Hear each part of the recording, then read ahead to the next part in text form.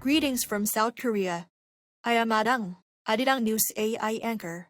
Here is the news making headlines today.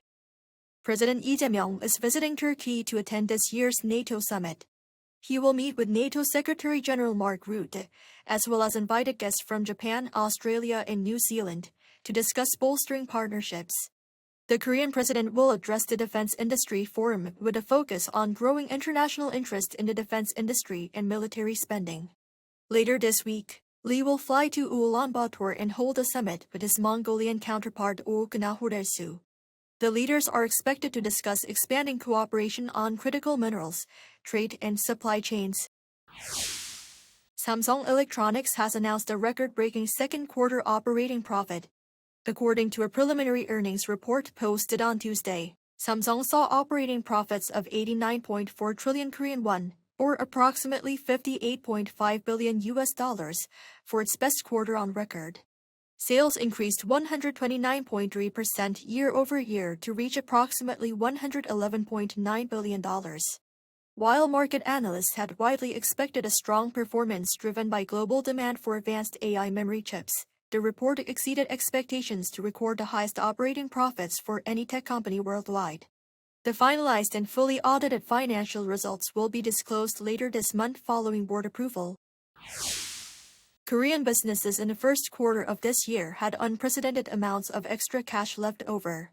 The corporate sector's net financial funds reached a record high of $13.6 billion, driven by a sharp surge in net profits.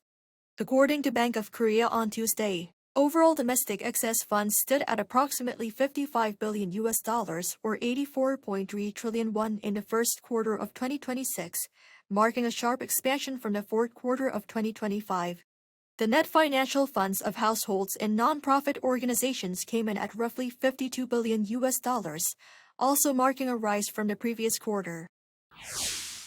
Russia launched a massive missile and drone attack on Ukraine on Monday, killing at least 22 people and injuring nearly 90 others. Ukrainian authorities said Russia fired 351 drones and 68 missiles early Monday, with Kyiv and nearby areas hit the hardest.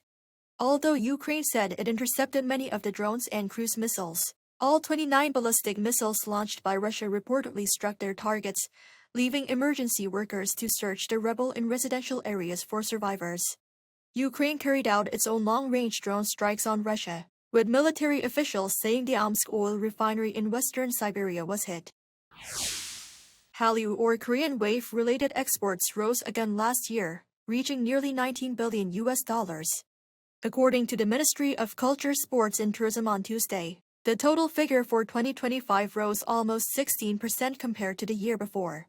By sector, music exports jumped more than 80%, while tourism exports rose nearly 38%, driven in part by the success of the film K-pop Demon Hunters.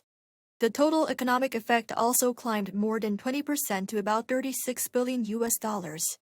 Hallyu-related exports have grown at nearly twice the pace of Korea's overall product and service exports since 2015. That is all from me today. Thank you for watching.